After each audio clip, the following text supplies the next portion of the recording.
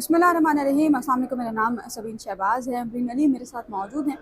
190 million pounds यानी कि Al-Qadir trust case की समाअत आज इस्लामाबाद हाई कोर्ट में हुई है। हम पहले दिन से एक ही बात कहते आ रहे हैं कि इमरान खान आज अगर रिहा नहीं हुए तो इसमें बहुत बड़ा किरदार इमरान खान की पार्टी के वकला का है। वो इमरान खान की सेहत के हवाले से या इमरान खान की रिहाई के हवाले से सीरियस नहीं है। 190 मिलियन पाउंड की समाअत में भी कुछ ऐसा ही तासुर मिला है। समाअत के हवाले भी आपको बताएंगे और फिर समाअत में कौन कौन लोग मौजूद थे वो भी बताएंगे। और उसके बाद फिर वकला की जानिब से इस्लामाबाद हाई कोर्ट से सुप्रीम कोर्ट तक एक जो लॉन्ग वॉक कह लीजिए की गई है, वो किस मकसद के तहत जो है वो की गई है, उस पर भी बात करेंगे। वीलॉग के बाकायदा आगाज़ से पहले गुजारिश है कि दोनों चैनल्स अमरीन अली व्लॉग्स और सबीन शहबाज व्लॉग्स जो है वो अभी तक आपने सब्सक्राइब नहीं किए तो दोनों चैनल्स को सब्सक्राइब कर लीजिए और कमेंट सेक्शन में अपनी राय से ज़रूर आगाह कीजिए।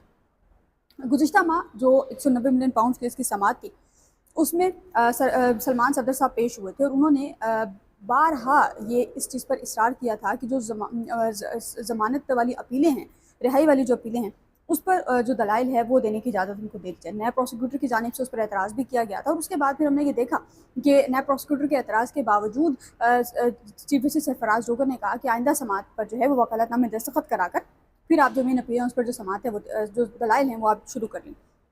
उस समाअत के बाद सलमान सफदर साहब अदालत में पेश ही नहीं हुए। कहा यह गया गुज़िश्ता समाअत पर वकील जो मावन वकील था वो पेश हुआ, उसने कहा जी कि सलमान सफदर साहब आज अवेलेबल नहीं है तो समाअत जो है बगैर कार्रवाई मुलतवी हुई थी। आज दोबारा ये समाअत के लिए मुकर्रर था, दोबारा समाअत हुई और आज की जो समाअत है उसका हवाल कुछ हुआ है कि आज सलमान सफदर साहब जो हैं उनकी आंख में बीमारी का इंकशाफ हुआ है। सलमान सफदर की जगह पर एक दूसरे वकील जो हैं वो अदालत में पेश हुए हैं और उन्होंने कहा है कि सलमान अखंडाजा जो उन्होंने कहा कि सलमान सफदर जो हैं वो टोक्यो में मौजूद हैं और उन्होंने अपनी आंख का चेकअप कराना है, जिस पर चीफ जस्टिस ने कहा कि सलमान सफदर अगर मौजूद नहीं है तो क्या कोई और अपीलों पर दलाइल नहीं दे सकता। अब असूल ये है कि इमरान खान के केस में स्पेशली अगर सलमान सफदर साहब दलाइल नहीं दे सकते तो सलमान अखंडाजा उनका अल्टरनेट है, वो तो हर केस में दलाइल दे सकें, लेकिन केस स्टडी नहीं है कि कुछ भी कह लीजिए। सलमान अखंडाजा साहब जो है उन्होंने दलाइल नहीं दिए। फिर चीफ जस्टिस ने कहा कि अगर सलमान सफदर नहीं है तो कोई और अपीलों पर दलाइल दे, और हमने गुज़िश्ता समाअत पर मुलाकात कराने का जो है वो कहा था तो मुलाकात हुई है, क्योंकि गुज़िश्ता समाअत पर चीफ जस्टिस सरफराज जोगर ने यह अहकाम दिए थे कि इमरान खान की मुलाकात वकला से कराई जाए। सलमान अखंडाजा ने कहा कि सलमान सफदर जो सेहत के मसाइल की वजह से कुछ हफ्तों तक जो है मौजूद नहीं है और हमें अभी तक वकालतनामा नहीं मिला। ये वकालतनामे वाला इशू जो है ये पहले दिन से चलता आ रहा है और हर समाअत पर कह दिया जाता है कि वकालतनामे पर दस्तखत नहीं करवाए गए, हमारे तक वकालतनामा जो है वो वापस नहीं पहुँचना। नया प्रोसिक्यूटर जो है वो भी पेश हुए और उन्होंने कहा कि उन्होंने अपीलें जो दायर की थी उस पर अंगूठे भी लगे थे, वकालतनामे भी थे। इस अदालत ने सज़ा मौतली की दरखास्तें हैं, इमरान खान की जो दरखास्तें हैं वो मुस्तरद की। सलमान अखंडाजा साहब ने फिर कहा, उन्होंने कहा कि दोनों जो मुतासरा फरीक हैं वो सज़ा मौतली मुस्तरद करने को चैलेंज करना चाहते हैं, वकालतनामे नहीं मिल रहे। यानी कि इमरान खान और बुशरा बीबी जेल से बैठ कर दोनों जो दरखास्तें हैं, जो दोनों सज़ाएँ हैं, जो सज़ाएँ हुई हैं उस फैसले को चैलेंज करना चाह रहे हैं, लेकिन वो ज़ाहिर वकालतनामे नहीं है तो फिर वो हो नहीं पाई। फिर जो है वो सलमान अखंडाजा साहब ने कहा कि इमरान खान और बुशरा बीबी इस कोर्ट की कस्टडी में हैं, उनके वकालतनामे हमें नहीं मिल रहे, हमने चैलेंज करने हमारे सामने। चीफ जस्टिस ने फिर ये कहा कि हमारे सामने आपका ये मामला नहीं है बल्कि हमारे सामने आपकी अपीलें हैं।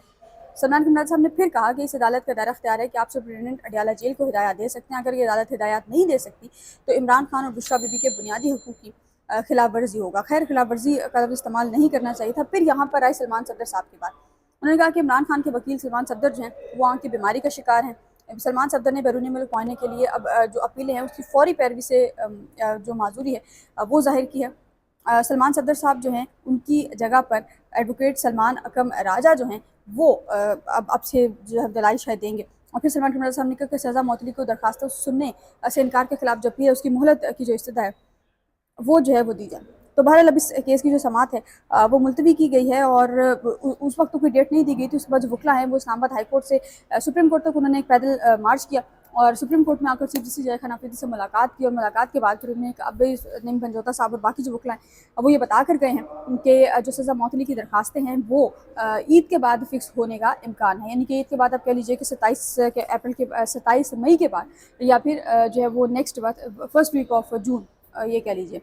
अमरीन, मुझे ये बताएं कि इससे पहले भी 190 मिलियन पाउंड्स आप जब हाई कोर्ट की आपने कवर की होगी, कैसा देखते हैं इस समाअत के माहौल को और कैसे देखते हैं इस तमाम चीज़ों को?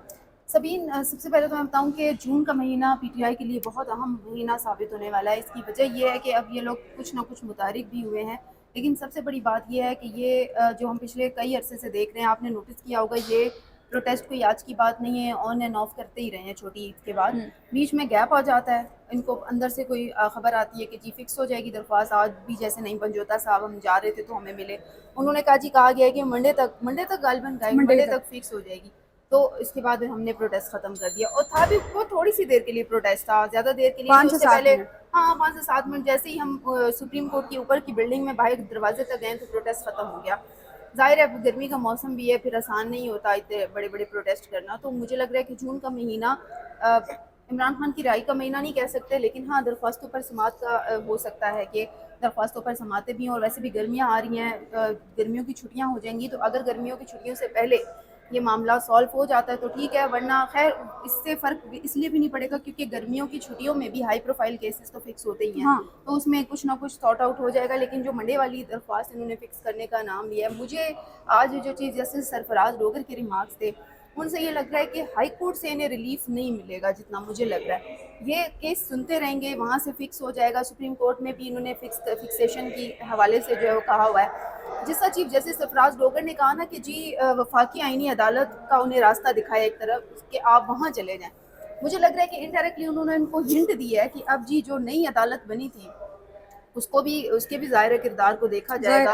और कुछ तो हाई प्रो क्योंकि अभी तक जब से वफाकी आईनी अदालत का क़याम अमल में आया तब से लेकर अब तक हाई प्रोफाइल केसेस अगर देखें तो इतने कुछ खास वहाँ पर हुए ही नहीं है। टैक्स का मैटर हुआ है, उससे इसके अलावा बाकी छोटे मोटे तहरीरी फैसले आते रहे, लेकिन इमरान खान का जो मसला है वो अभी तक वहाँ पर पहुँचा नहीं है। तो अब एक तरह से चीफ जस्टिस सरफराज डोगर ने बुकला को हिंट दी है कि आप वफाकी आईनी अदालत चले जाए, यानी कि सुप्रीम कोर्ट की तो एक यहाँ पे वर्थ हो ही खत्म गई ना, क्योंकि वो सुप्रीम कोर्ट का नाम भी ले सकते थे, लेकिन उन्होंने वफाकी आईनी अदालत का नाम लिया। लेकिन उसके बावजूद, हिंट के बावजूद, आपने देखा कि वकला ने प्रोटेस्ट आगे सुप्रीम कोर्ट के बाहर किया। हालांकि वो यहाँ पे मौका था, क्योंकि ऑन एंड ऑफ ना, जिस तरह काजी फायज ईसा के दौर में जब इनका मामला चल रहा था, पार्टी टैग का मामला चल रहा था कि जी पार्टी का वो बैनर था या कुछ था कि वो चेंज कर ले, तो इन्होंने नहीं किया था। और काजी फायज ईसा ने अपने उन्होंने अपने जो है वो रिमार्क्स में कई दफ़ा पीटीआई को हिंट दी थी कि आप इस मामले को देखें, लेकिन उन्हें समझ में नहीं आई थी बात।